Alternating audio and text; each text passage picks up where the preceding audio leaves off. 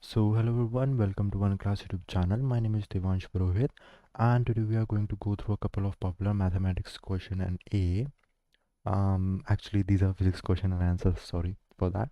And so a little bit background about myself. So I'm in the final year of my graduation and I'm doing my graduation in aerospace engineering.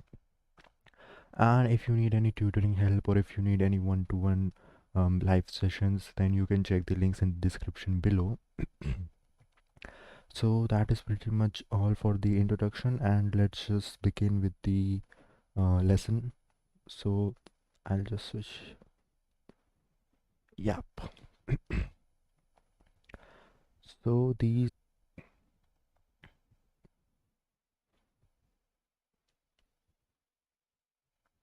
So it states that a Carnot engine operates between the temperatures 330 Kelvin and 290 Kelvin. So the temperatures, first of all, it is Carnot engine as um T2 will be 290 Kelvin and T1 will be 330 Kelvin. Now we need to calculate how much for the A part. Um, yep, there was some disconnection. So sorry for that. So in the A part, we need to calculate how much heat must be given to the engine to produce 3500 joules of work. So we need to calculate Q. Yep, so these are the isentropic flow lines.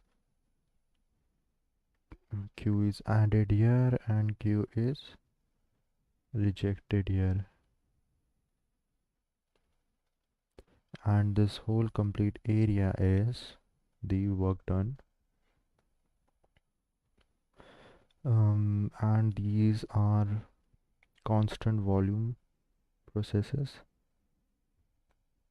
So we'll first start with the A part. So for A part, what we are going to do is, as we are assuming that this is the Carnot cycle, then we'll use the formula which is the efficiency or eta. For the Carnot cycle, it will be 1 minus T2 over T1. We'll keep the value of T2 290 over 330, and I will just calculate the values using my calculator. So this will be 290 over 330 and then 1 minus answer. So this is going to be 0.1212. So this will be 0.1212.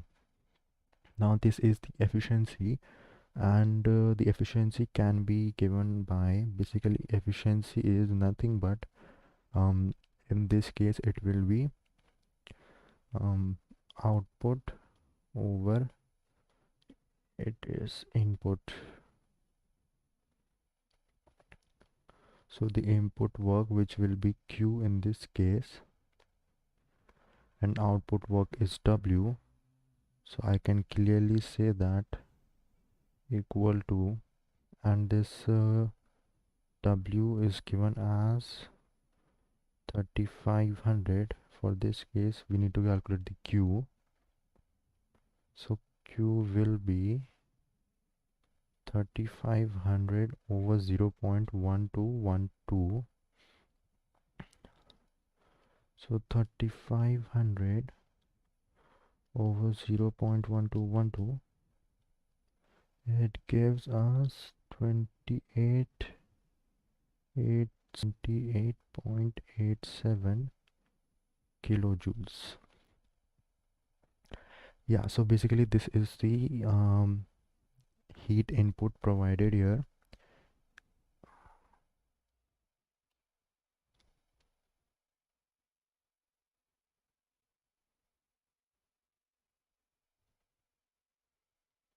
I'm not sure why this disconnection is happening. I'll just um,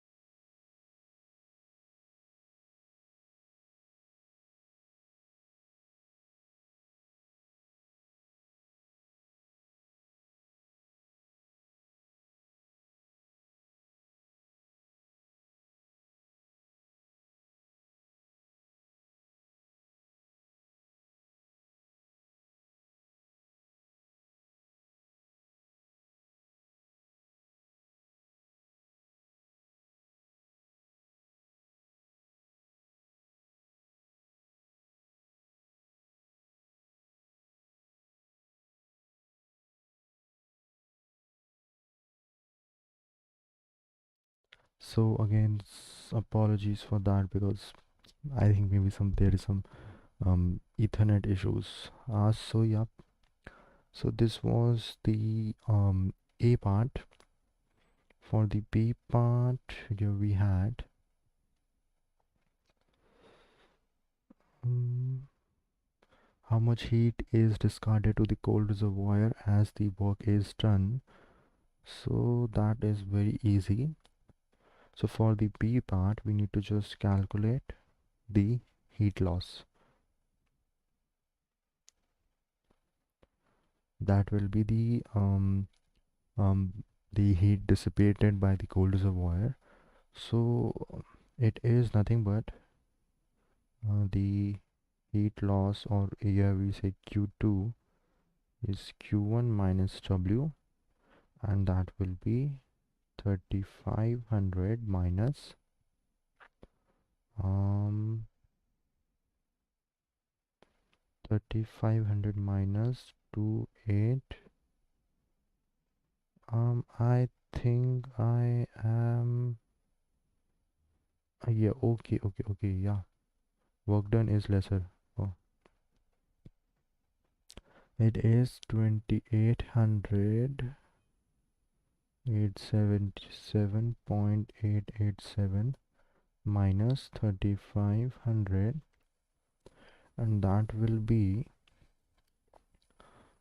uh, minus 3500, 25,377. So this will be 25,377.88 joules. So the solution given by Junior Tutor, they have taken 28,870. Maybe they have taken, there is some decimal error, I think so. But here also 25,375, and I'm getting 25,377. So that much error is acceptable. So solution given here is correct, and again, good work.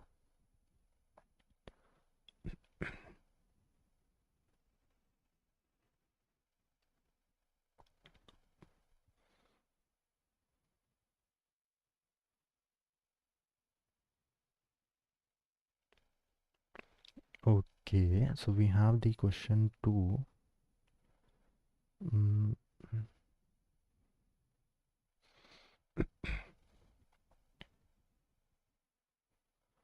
In the question number 2, we have a rubber ball of mass 37.5 grams is dropped from a height of 1.8 meters onto the floor. The velocity of the ball is reversed by the collision with the floor, and the ball rebounds to a height of 1.55 meters. What impulse was applied to the ball during the collision? So we have a ball of mass 37.5 grams. First, it is dropped vertically downwards, and this distance is 1.8 meter.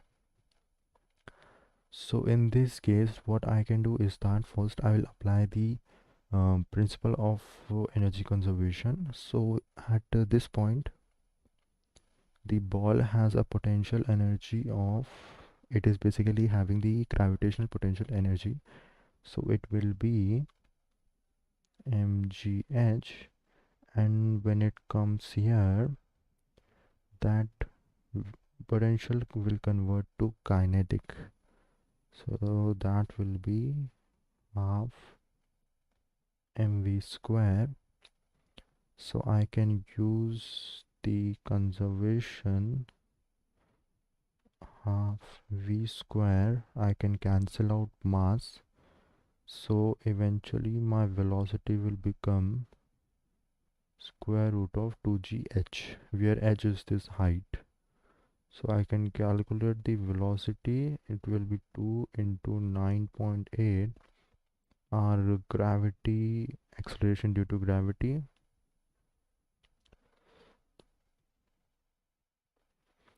and we have height as 1.8. So my velocity will become,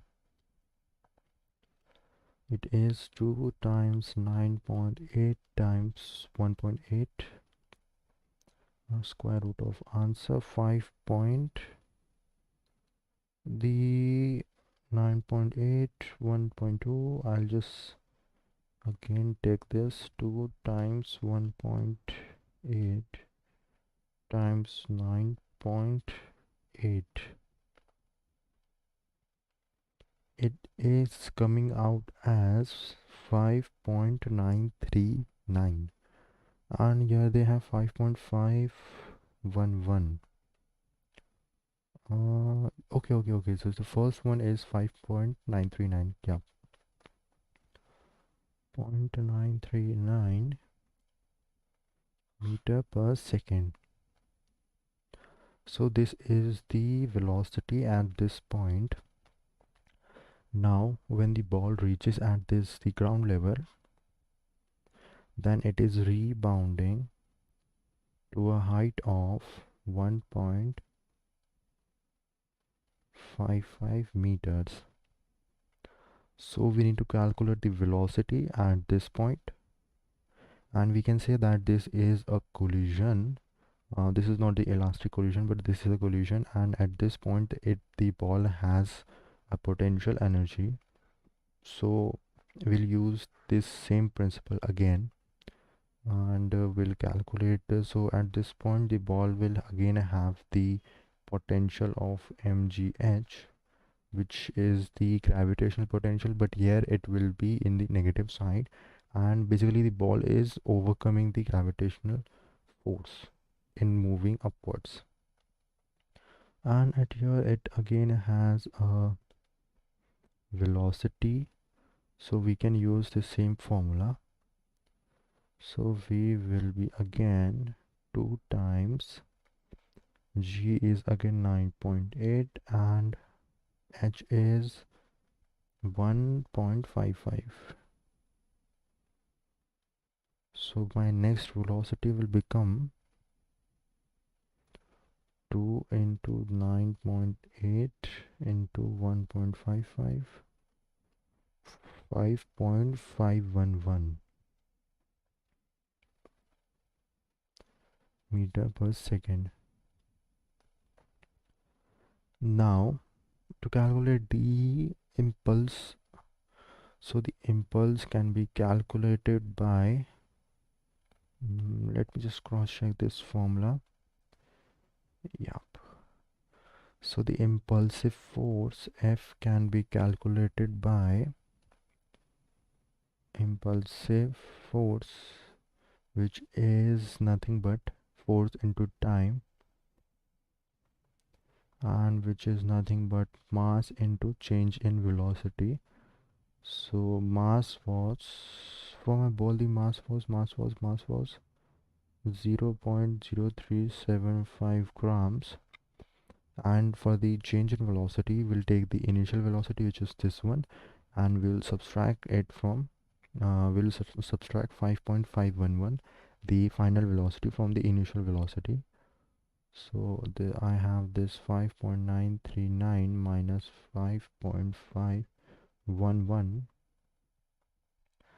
So this is 5.939 minus 5.11 into 0.0375. It is coming as I made a mistake here. So basically this velocity was having a negative value because this is going in positive upward direction, and this velocity is having a positive value. So here we should have a negative sign also. So actually these both will add up. Yeah, the velocity is coming, one is coming downwards and one is going upwards. So yeah, there will be a change in sign because actually the force here, it should be minus, because it is overcoming the force. The sign should be minus in this case. And okay, so that is all. I'll just correct the mistake. 5.939 plus 5.511 into 0.0375, and my impulsive force is coming out to be 0.429375 newtons. And the solution also given by Junior Tutor is the same. So given, just a minute, given solution is correct. Good work.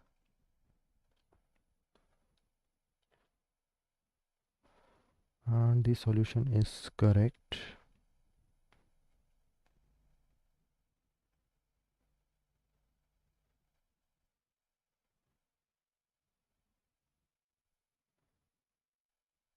We have question number 3. So it says that a horizontal light ray strikes an equilibrium prism. I'll just draw a prism here. Basic shapes, triangle.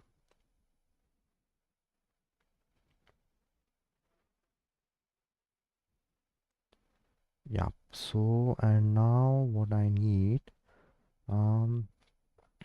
so it is a 60-degree, and here we have a light ray which is coming from left side. So I will draw a straight line here, and yep. So let's say this is the half.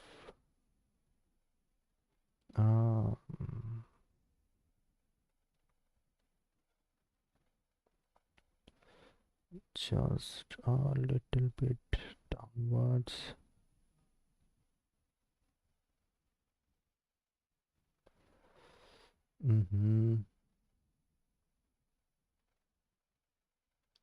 I'll just draw the line again.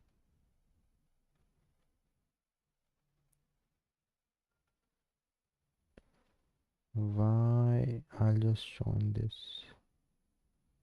Yep, so this is the horizontal light ray which is coming, and it is, the angles here are 60-degree. This is 60 and this is 60. Now if the index of refraction of the prism material is 1.7, which face, left, right or bottom of the prism will the light emerge from it? Is a little bit grammatical mistake, and show your calculation leading to your answer. So the refractive index is 1.7 given here. So in this case what we do is that we will draw a normal here. So the normal will be, I'll just cross check from the diagram. Yeah, so normal will be a line perpendicular to this one. So let's say this is the perpendicular line,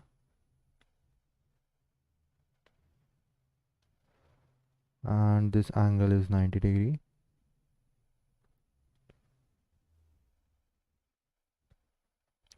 So the formula for calculating refractive index is basically refractive index. I'm not sure the sign for the refractive index, so let's just say R. Capital R is the refractive index, which is sine I over sine of R. Sine I is basically, I is angle of incidence and R is angle of refraction. So here in this case we can calculate, so the sine I is basically at the midpoint of the prism from the left side if the angles are 60 degree. Okay. Here they have taken angle. Oh, okay. So basically normal is from the surface. I just did this mistake. That's why I was not getting this angle. So normal is basically normal from the surface. So normal from the surface, let's say it will be like this. Now we can clearly calculate the angle of incidence. So this is 60 degree, and therefore this angle will also be 60 degree, and this whole angle is 90 degree. This whole angle, because this line is normal to this um this surface of prism. This is 60, so this will be 30 degree. And so this is going to be the angle of incidence, because angle of incidence is nothing but the angle between light ray and the normal. So I can say that 1.7 is my refractive index here. Sine of I will be 30 degree over sine of R. So R is going to be the angle. Let's say the light is coming from here. I'll not draw. I'll just calculate the sine of R, or instead I'll just calculate R. So sine of 30 divided by 1.7, then we'll take sine inverse of the answer, so we'll get 17.1046. So R will be 17.1046 degrees. So just for simplicity, we'll take R as 17 degree. So we need to draw a line from here, and this angle is going to be 17 degree. Now we are going to calculate the conditions at this point. So basically I'll again draw a normal here. Normal is the perpendicular to the surface. Now what we are going to see is that first we are going to calculate this angle. So I can calculate this angle by how I can calculate this angle. This angle will be so this is 60 degrees and this is 90, so this will be 90 minus 17. So 90 minus 17, this is 73, and this angle will be 180 minus sum of these two, because this is a triangle here, we can see. So this will plus 60 and then 180 minus answer, so this is 47 degrees, and this will be 90 minus 47, and this is going to be 43 degrees. Now first we are going to calculate the condition, what condition we are going to get here. So again I'll use 1.7 as, now here my angle of incidence will be 43 degree, sine of 43 degree, and angle of refraction will be sine of R. So my sine of R will be sine of 43 degree over 1.7. Now here we are going to get some pretty much interesting answer. So this will be 1.7. I did any mistake? I did some mistake here. I think I did some mistake here. This angle is 43. 43, 43, 43. 43 degrees.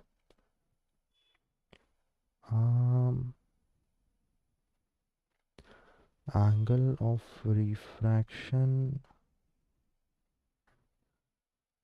Oh, okay. No. Instead of doing this, what we'll do,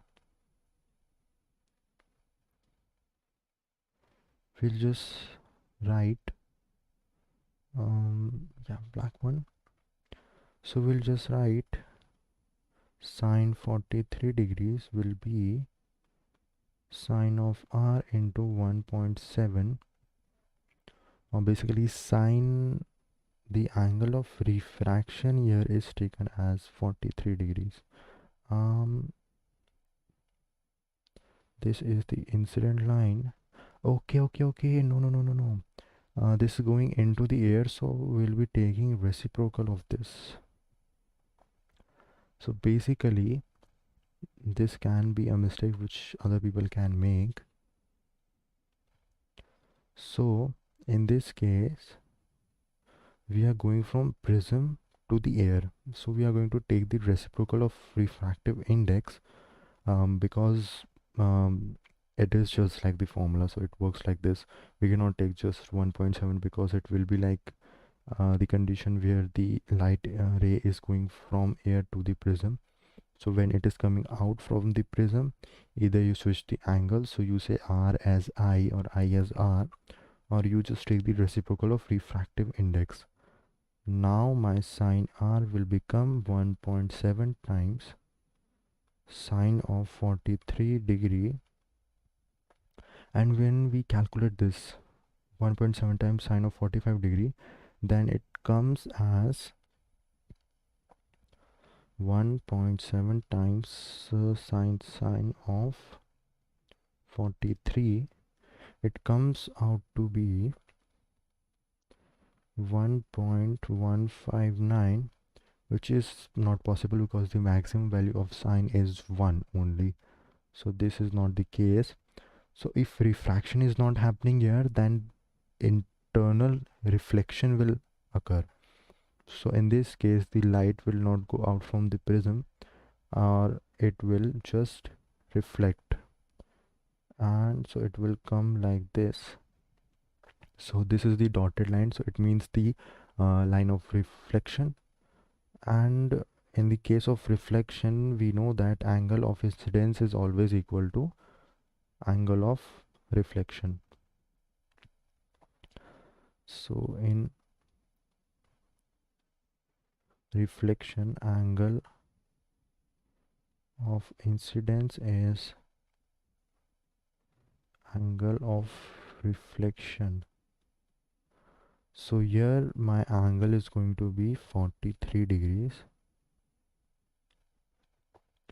and again I can calculate. So this is 43, and this total is 90, so this will be 90 minus 43. This will be 90 minus 43, again 47. This angle is going to be 47 degrees, and again we are going to use the property for the sum of all interior angles of a triangle. So this will be plus 60, and then answer 180 minus answer, so this will be 73 degrees. And again I'll draw a normal here from the surface. Normal is going to look like this. So let's just assume this is actually touching the normal. I just draw this badly, so 90 minus this is going to be 17 degree. So in this case my angle of incidence is 17, and again the light is going out from the prism, so we'll take the index of this, so we'll just use this kind of formula.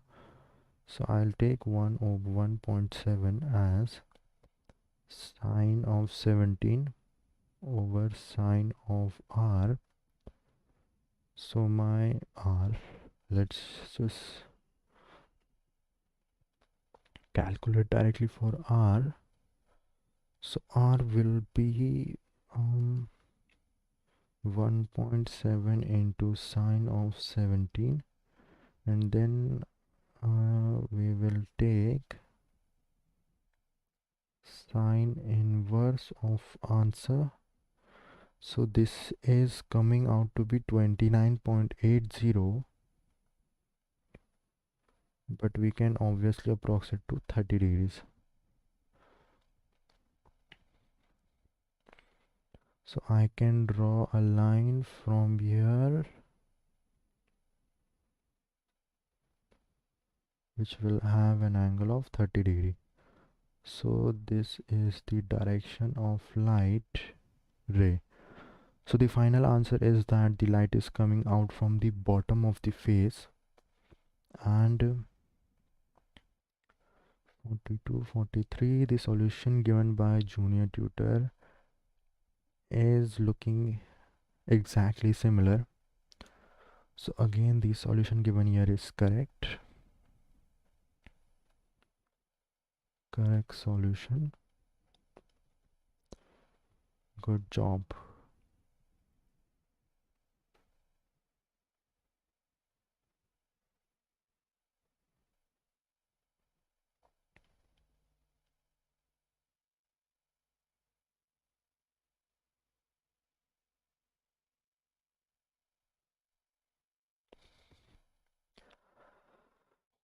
So we have one more question. This will be question number 4. I'll write question number 4 with red color. So it says that a fish in a flat-sided aquarium sees a can of fish food on the counter. To the fish eye, the can looks to be 37 centimeter outside the aquarium. What is the actual distance between the can and the aquarium? You can ignore the glass wall of the aquarium. So if I draw the diagram for this case, and this is the water, and this is the can of fish food, and this is our fish. Fish looks like this, something like this. So basically in junior classes we used to draw fish, but not anymore. And if this is the eye of the fish, then the fish will see the can to be somewhere here.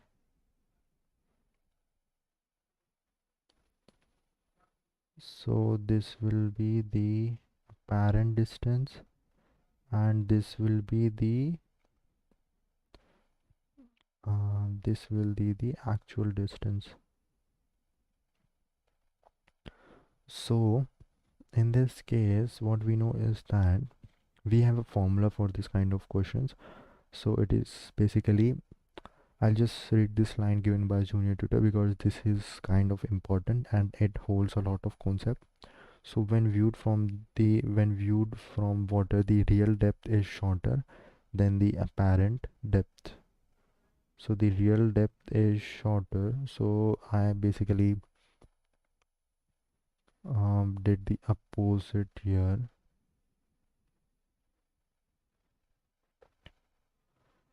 So the real depth is shorter than the apparent depth. So this is the real case and this is the apparent depth.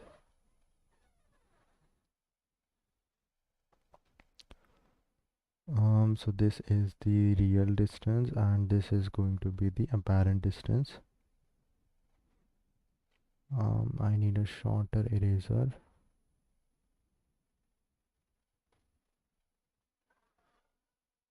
Yeah, so this looks pretty nice.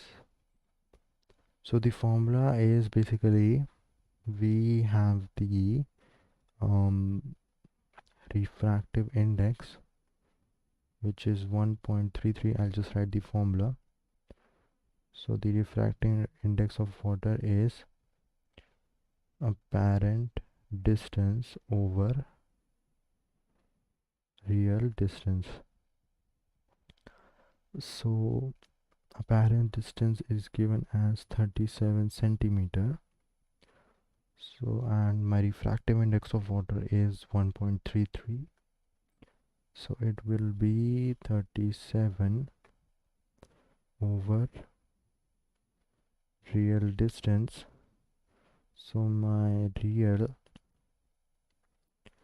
distance will be 37 over 1.33 and this will be 27.8195. So this will be 27.8195 and obviously it is centimeter.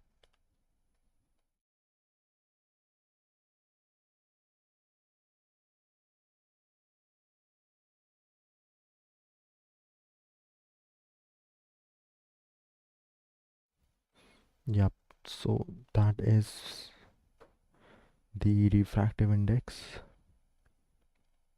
and yep, the answer given by junior tutor is correct. So I'll just say correct solution and as usual good work. So the solution is correct.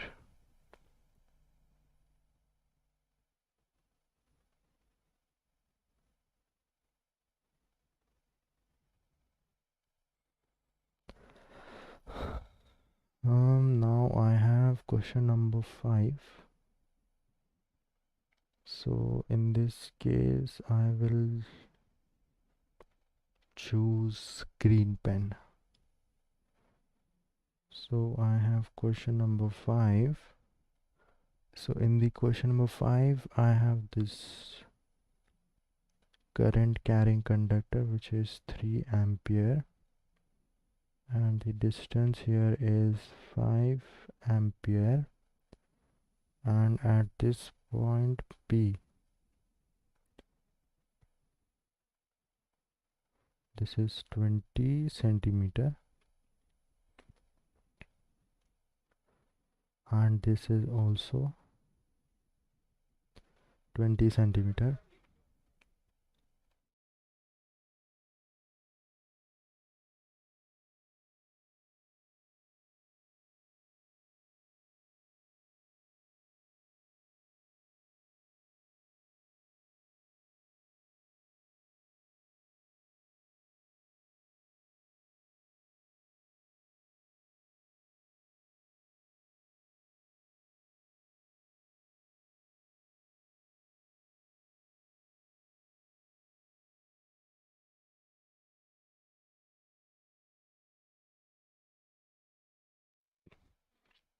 Yep, I am back here.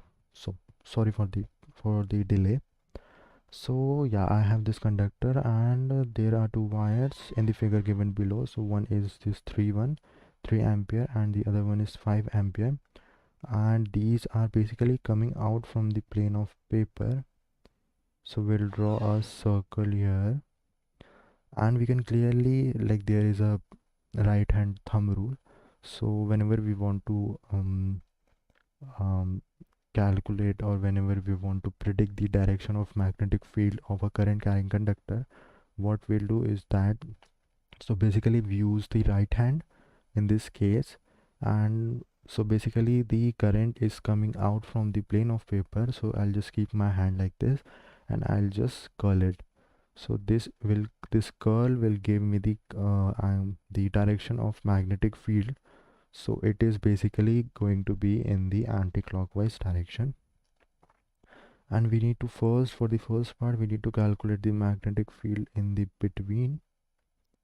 And for the second, we need to calculate the magnetic field at this point P. So for the A part, I'll just go along with the solution also.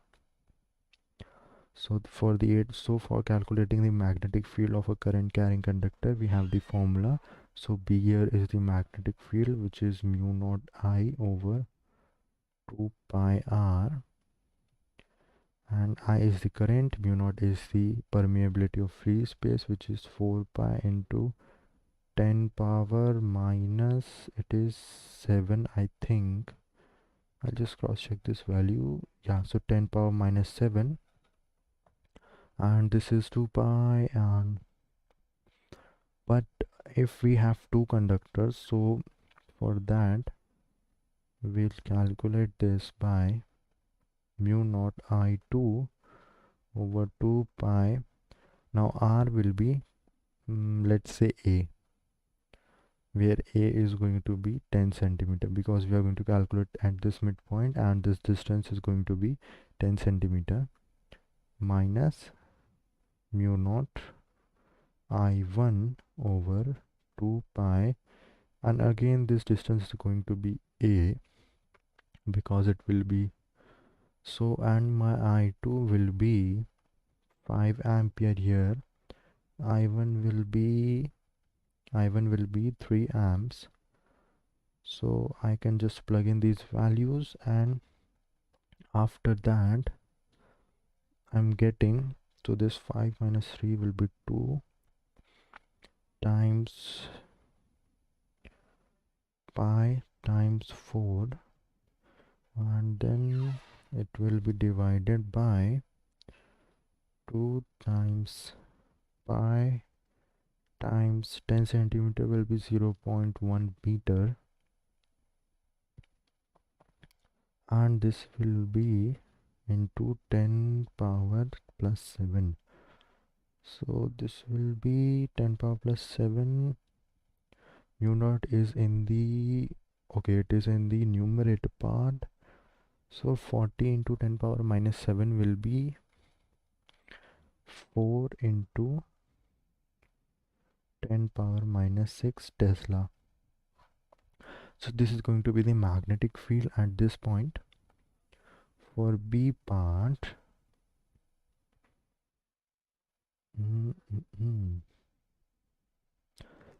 for B part we need, I'll just use the vector diagram also given here. So I'll just again draw this. So this is point number 1, this is point number 2, this will be point number 2, and this will be my D distance, so this will be point number P. Now for calculating magnetic field at point P due to 1, I will use this distance, and for this one I will use this distance. So this will be 20 plus 20. So basically this is a right angle triangle, so I'll just use the Pythagoras theorem. So this will be 20 square plus 20 square, it will be 20 root 2 centimeter due to B1, or due to 1. Mu B will be mu naught, and this will be I is 3, mu naught I over 4 to pi, and distance will be 20 root 2.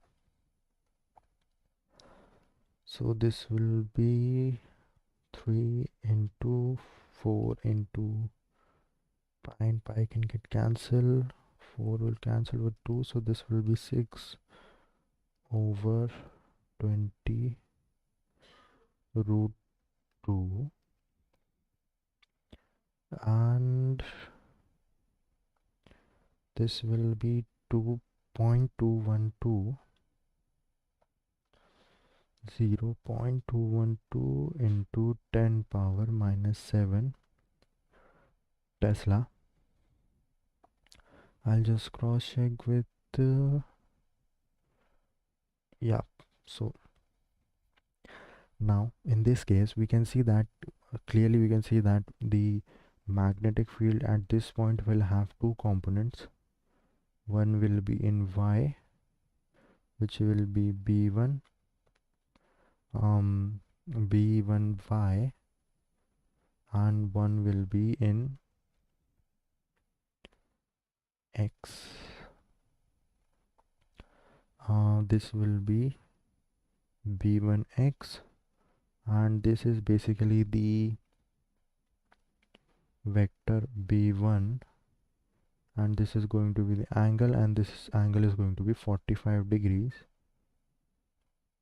So I can calculate, and yeah, for the magnetic field due to this second wire, this magnetic field is going to be in, so it is in anti-clockwise direction, so this will only come for this, what we say, x direction.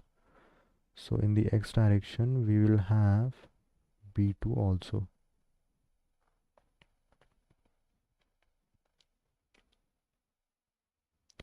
So I'll just take the components here. So b1 sine theta will be b1x basically, and this will be into sine of 45, so this will be 0.15 into 10 power minus 7 Tesla, and b1 cos theta is going to be the same because it is the trigonometric ratio for 45 degree. So this will be b1y. Oh, this was b1y, this is b1x.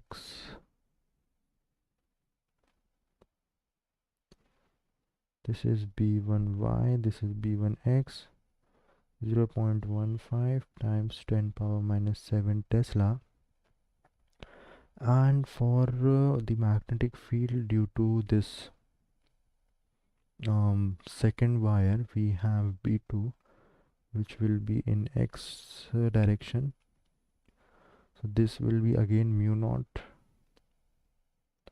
5 over 2 pi, and this will be 20 only. So this will be 10 over 20. So 10 over 20 will be 0.5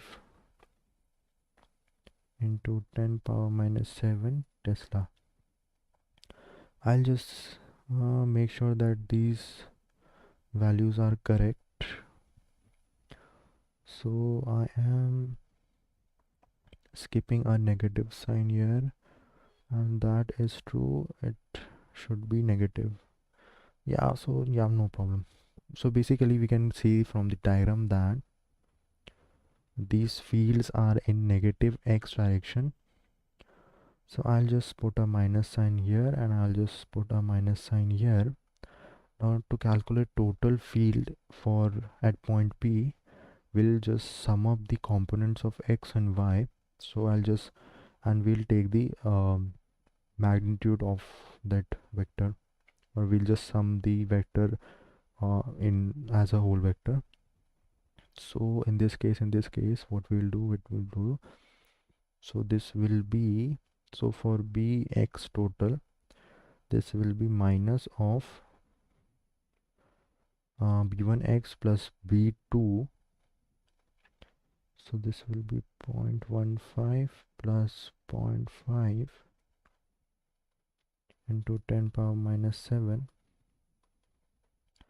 and this will be 0.65.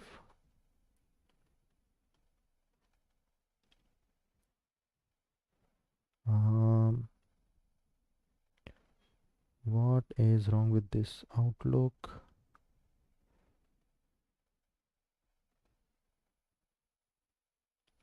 This is not good. This is absolutely not good. I don't appreciate such kind of things. Seriously. Oh,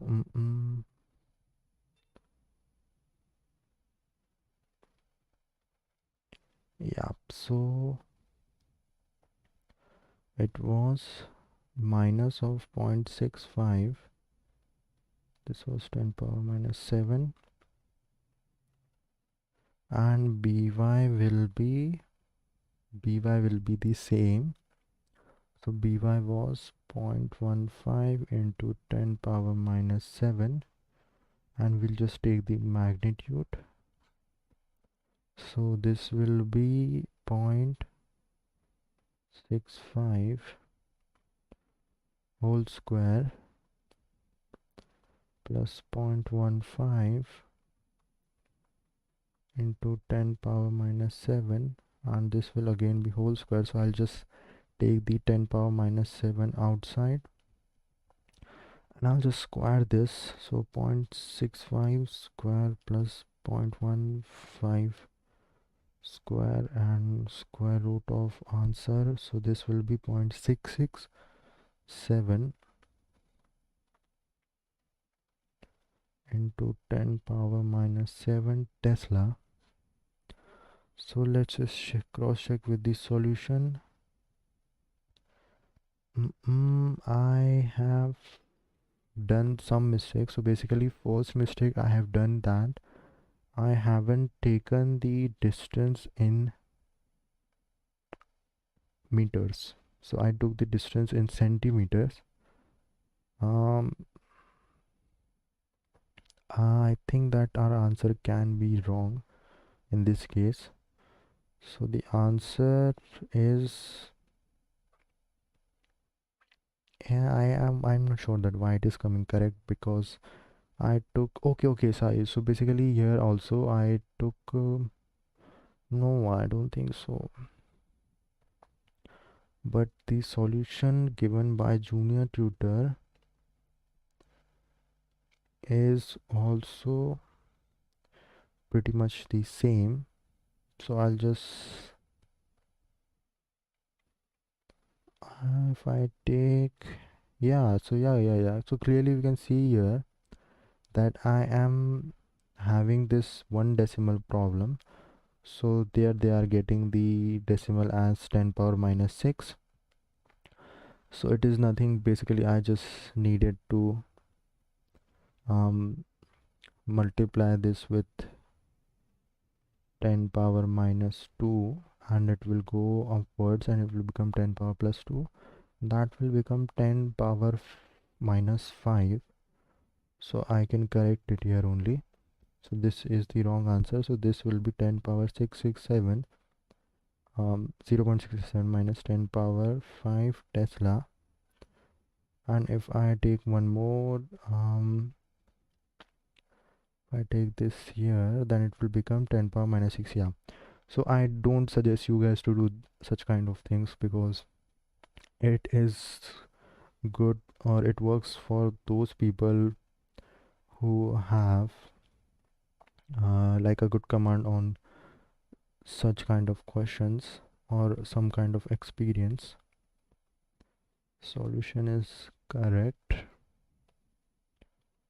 Good work.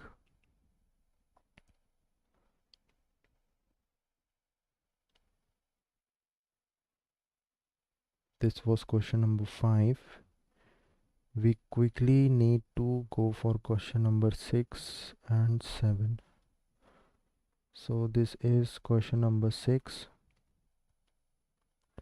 So a tennis ball initially moves with a velocity of 28 meter per second. So here we have a ball, it is moving from 28 meter per second.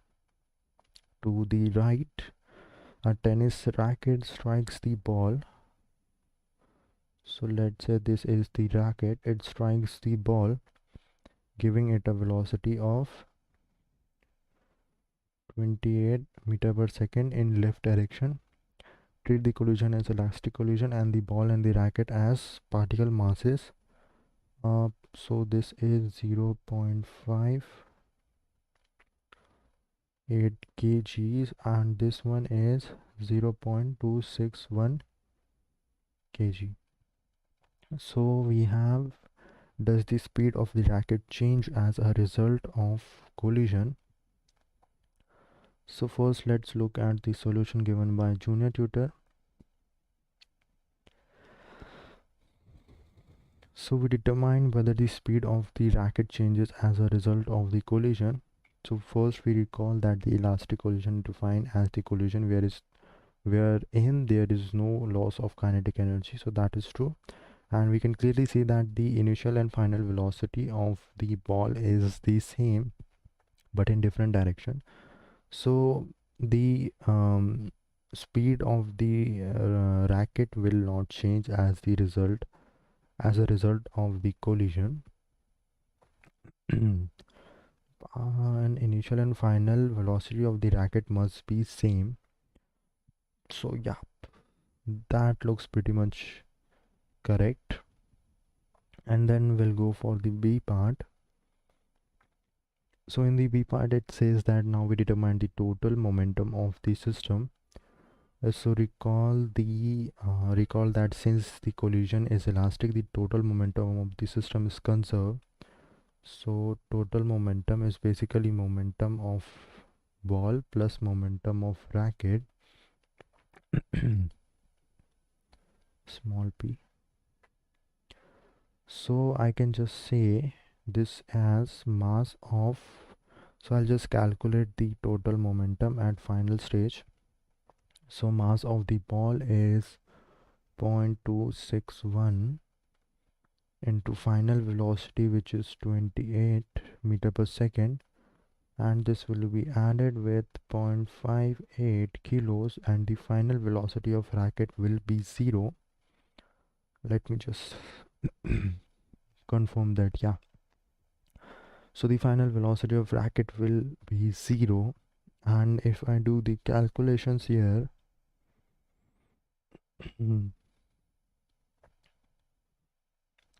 so I will get 1.624 kg meter per second.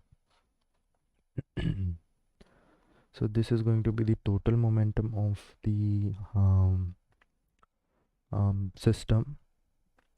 And in the C part it is asking for the initial velocity of the racket, so we can use the conservation of momentum principle.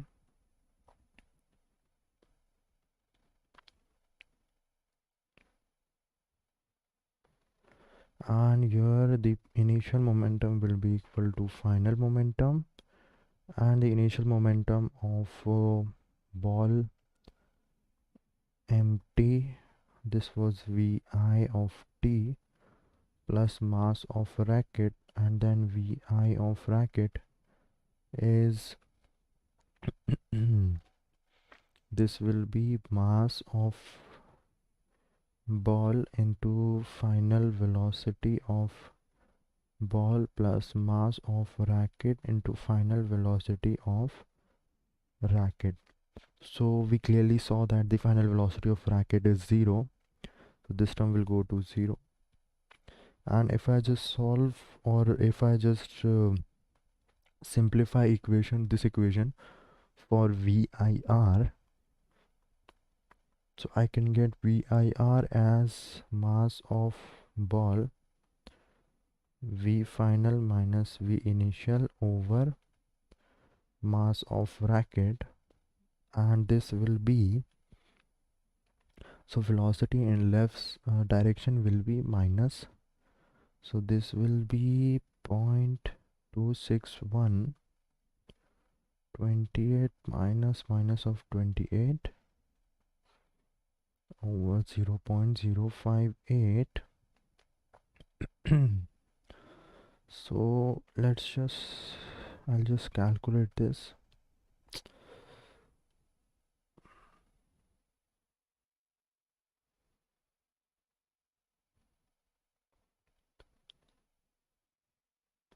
So I'll just calculate, and this will become minus 12.44 meter per second. So it is basically 12.44 meter per second in left direction, and the answer given by junior tutor is the same answer, so I'll just say the solution given is correct.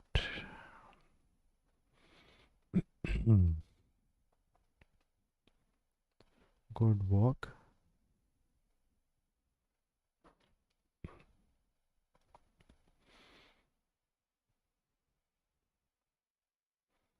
For this question I'll use the red pen.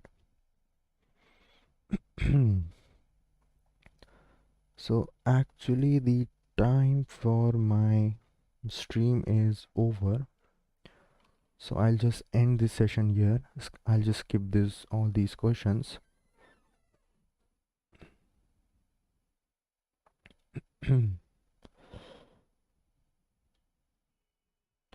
So that was pretty much all for this session, and if you like this session, then please do hit the like and subscribe button also, and please do hit the bell icon also, so you can be always updated with our upcoming streams.